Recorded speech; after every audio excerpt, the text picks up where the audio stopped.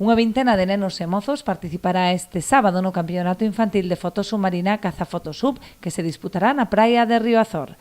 Nesta cuarta edición, os participantes centraránse en fotografar especies de peixe. Do que se trata a competición, de sacar o maior número de especies de peixes diferentes. Nun principio, o Cazafotosub solamente se dedica a eso, a peixes.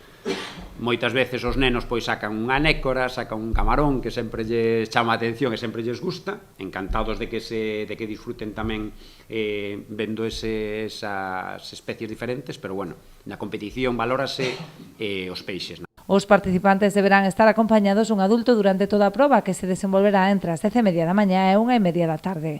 Deberán levar os seus propios equipos e traxes de mergullo, aínda que a organización disporá o material necesario para que non o teña. Realízase en apnea, entón pois os nenos e nenas que dispoñen dun traxe de mergullo pois sería ideal. De todas formas, se non o teñen, pois na organización contamos con traxes de diferentes medidas. Este ano imos a comprar algún máis para ir gañando en volumen de equipamento.